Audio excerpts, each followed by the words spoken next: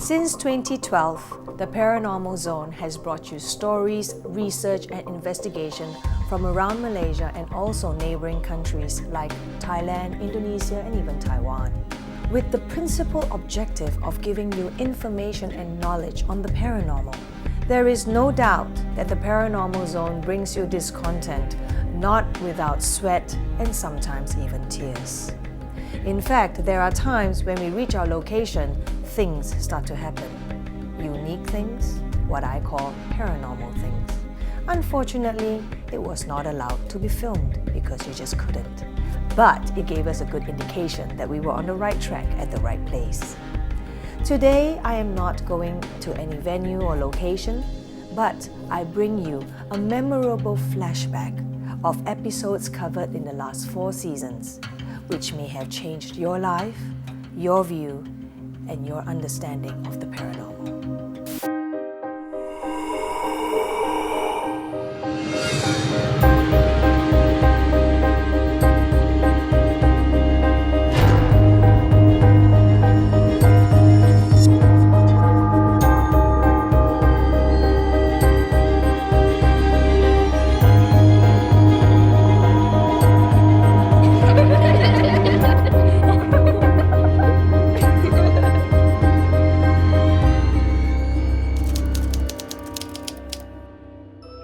In all my interviews and research, I have found that every country has its unique cultures and traditions. This also applies to their belief systems and views on the paranormal. This brings me to the subject of magic. There is dark magic and there is white magic. Magic that harms and magic that gives hope. What intrigued me was what I found out in Thailand, where the people believed that to change their luck, they will lie in a coffin and believe in the magical power of prayers and listening and reciting prayers inside the coffin while still alive.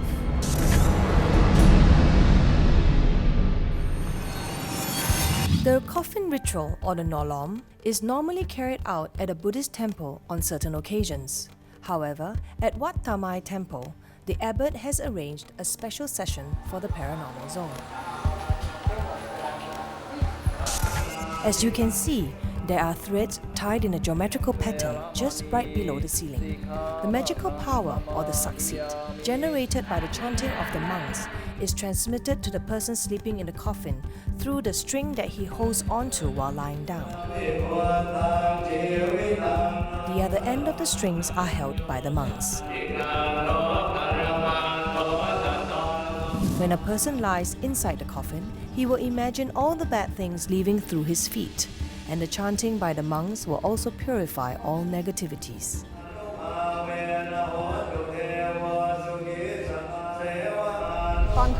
I pray to the gods and wish that my son will recover from leukemia and come home soon and lead a normal life again. โยมเอามือเคาะลง3 ครั้งลูกแล้วก็ก้าวขาข้างใด Every day, I will do all types of ceremonies for my son to be fine. I will do anything. My family and I are not giving up. We want him to be healthy again and return home. Good luck. Sometimes, believing in a little magic may help to change the course of a person's life. In this case, Kunat's son, to recover from leukemia. What do you think? In our research, it is our primary objective to go to the source of the stories we want to explore so that we get a reliable account of the cases we want to see. As you can imagine, that is not an easy task because in some societies, it is taboo, it is negative to talk about paranormal. But there are some societies which are very open about paranormal, and I receive very exaggerated and over-the-top stories which I dare not believe to be true. In our research in Sabah, Malaysia, we discovered the story of balan-balans. These are dangerous beings created from a type of sorcery.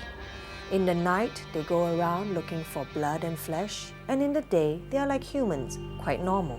I had the good opportunity to meet 2 former balan-balans and listen to them share their lives with me as a balan-balan. You said that when you wake up in the morning, you have blood once coming out of your mouth. Do you now realize that in the night you had actually gone to eat dead bodies? Do you see that? Whenever I was angry that night when I slept, my soul would roam, leaving my body behind. During the day, I was human, while at night I was a ghost. During the 4 years when you were a balan-balan, you followed them at night. My soul would follow them, and my body was left behind at home. That time, they brought me to a funeral. I didn't know what they would do, so I watched them. They waited for the body on the rooftop. When everyone was asleep, they would take the body away. I felt at that time they forced me to eat and told it was tasty. I was uncertain if they were right. Sometimes I didn't follow what they taught me. When I was awake, I didn't follow, but when I was asleep, they would come again. I requested to meet with Mr. Zaimi's sister and wanted to hear from her about the positive sides of the balan-balan. So based on what you are telling me, they come and you feel that they're helping you. What other ways and what other powers did they give you that you feel could be used to help? When I feel that my family is in need, I can fly to help them, even if it is as far as Sandakan. I can reach that place but in an unconscious state. Recently, my younger brother was missing for 9 days in the sea. I went to look for him. It was like I was asleep, and then I realized that I was flying. I was up in the sky. I flew to an island and saw my brother and his boat, but no one else could see.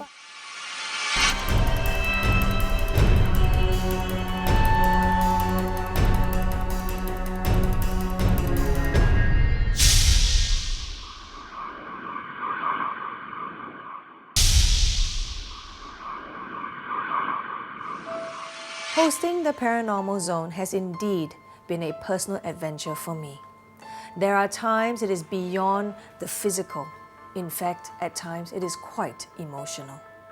This brings me to an episode we shot in Yogjakarta about a girl, a victim of black magic. Until today, this episode holds dearly in my heart and stays very deeply rooted in my memory. It is about strength, it is about pain, it is about life.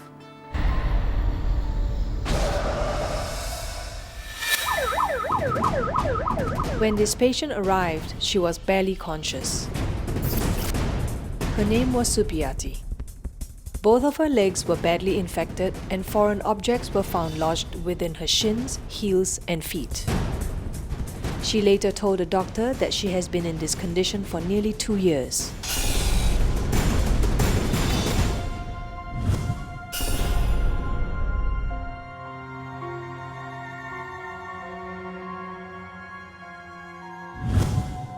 Supiati received proper medical care at the hospital and was treated with great professionalism. But 2 days after the operation, a strange thing happened. Foreign objects like nails and needles were found lodged inside her legs again.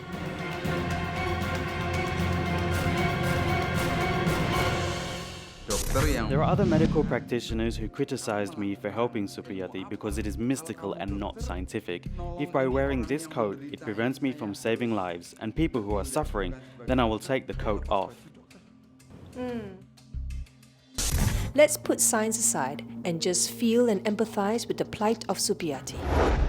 A total of 2,399 nails were removed from her body within 2 years.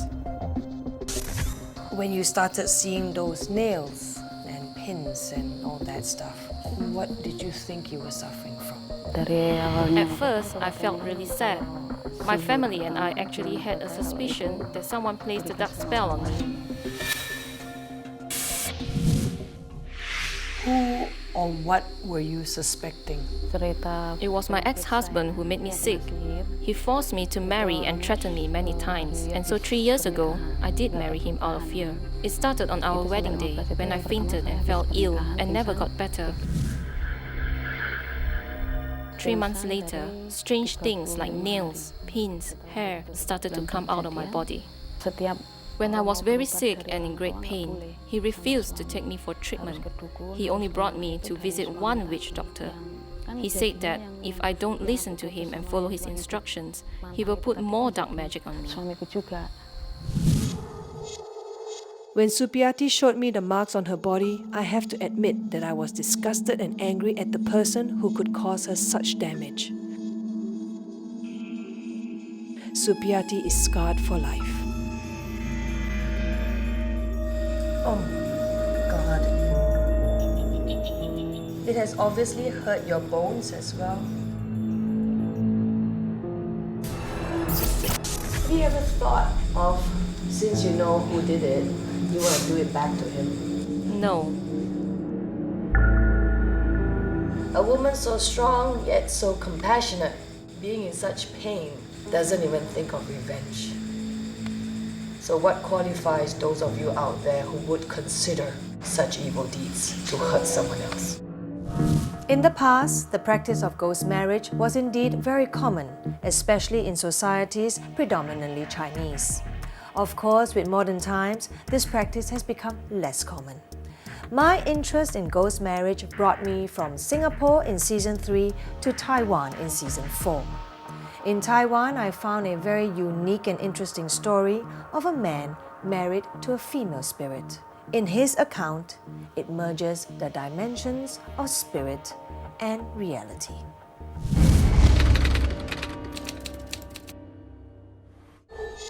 Through my research, I found a man in Taipei who dreamt of the same lady for 9 years and never ever met her before.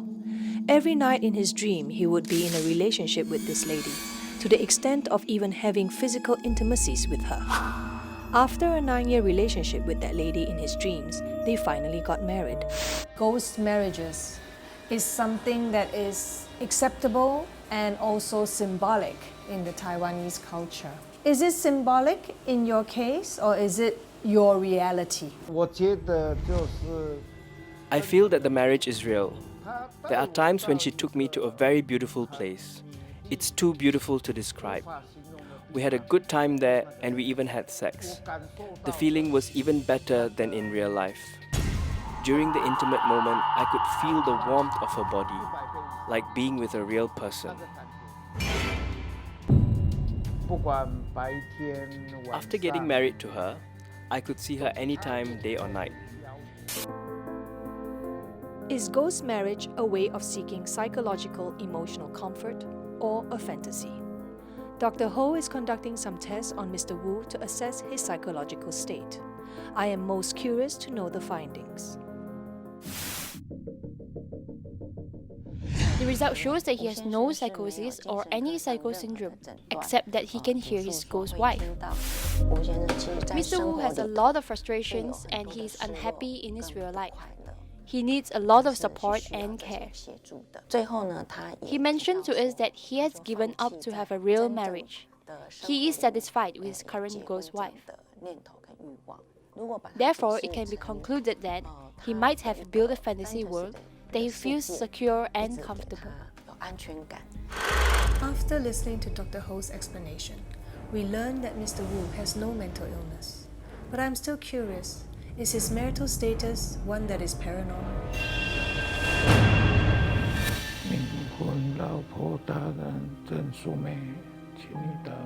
After Mr. Wu spoke out to invite his wife, he started knocking the back of his head.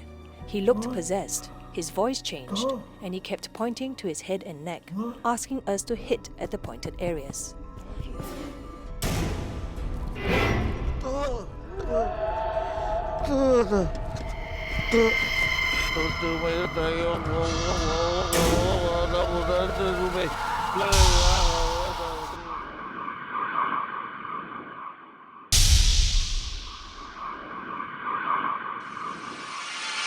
Satu blik untuk ya.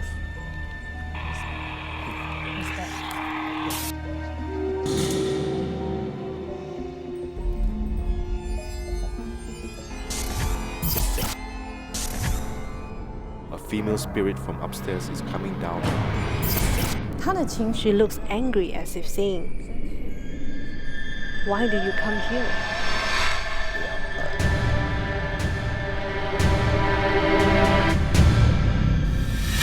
Haunted locations and haunted investigations are indeed the more popular episodes. They are also the more challenging production shoots. Before we even start filming, equipment goes funny. Audio systems get interrupted, cameras start to switch off on its own. Sometimes I feel uncomfortable, as though there is a lot of heavy energy surrounding me, wanting to disturb me. However, I've been very lucky, as such with my team, because of the protection of Dorje Shugden and the blessings of my guru, His Eminence Sam Rinpoche. Right now, I want to share with you an account which I remember very clearly, shot at a cemetery in Singapore, where you will see more than meets the eye.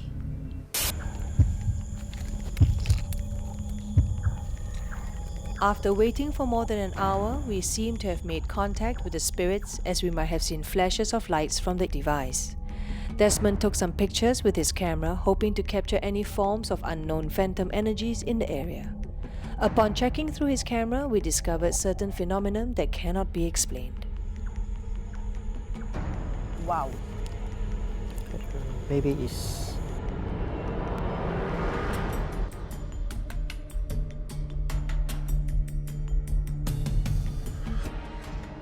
The picture captured by Desmond seemed to show the feature of a human face and also a row of spirits watching us. Does this mean that the spirit was once human and proves there is afterlife? What does it say? Died 23rd January 1930. Wow. Makes sense. From what we can see over there, the face of this man that Desmond and I saw is basically a man who has his hair about this length, and somewhat here is very highly shaven. The high forehead thing. Yeah, so I'm actually thinking when the pigtails had to go, the first cut was about That, yeah, Yeah. absolutely. You know what I mean? Yes, absolutely. Another shoot that I would like to share with you was a memorable experience near Bandung in Indonesia, where 2 cameras went down during the shoot. It was wet and hectic, but fruitful nonetheless. As you can see, it's raining, and it's dark, and it's kind of chilly too.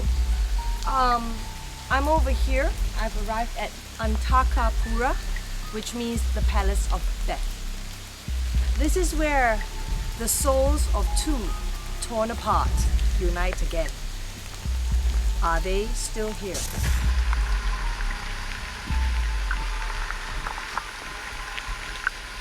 As it is standard practice of the Paranormal Zone to ask for permission whenever we investigate a location that is deemed to be haunted, I was doing the same at the tomb of Ratu Mas Malang.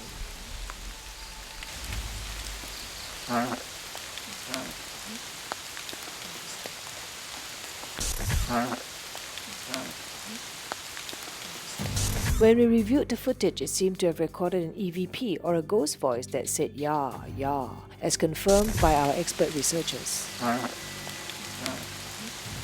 Was it really a spirit who spoke to us? Perhaps it was giving us permission to film at the location that night. The tone and quality of the voice was quite strange, as it sounded light and transient, unlike that of a human or animal. What do you think? Pak Sabdo finally brought us to the cemetery of Ki Dalang and his musicians, which is a place that many people come to pay respect and ask for blessings, as they feel that the spirit of the great Dalang is still around. Offerings, chanting and prayers were made to the spirits and unseen residents of the area by Pak Sabdo and his disciples. But something unexpected happened when Pak Sabdo got up and walked towards the tomb to present some sacred items like flowers. A group of spirit ops swept down from the top right corner of the tree as if to receive the items and slowly disperse. They behaved like intelligent beings and not just a gust of dust particles or rain droplets blown by the wind at random. My question remains, what or who were these spirit ops? Were they once humans or were they nature spirits that inhabit that area? Not all places we go to are welcoming. In fact, some of them warn us not to enter. Sometimes the hostility chills you. I carry with me a prayer that appeases the environment and blesses the unseen beings that could have been there for thousands of years already. One such episode, which I remember, is shot in Melaka in a haunted mansion. where the prayers helped to appease the unseen beings so that I could do my job.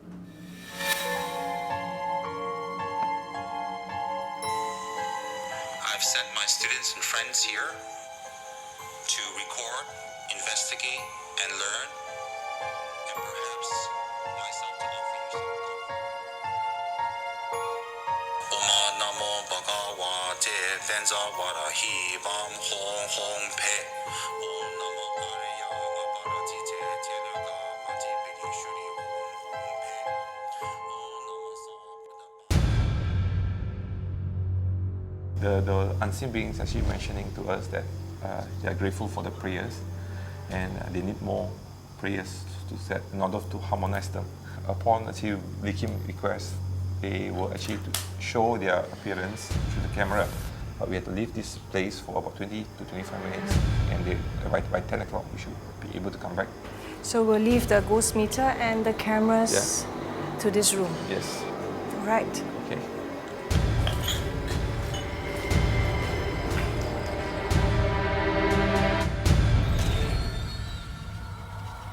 There is a form Yes.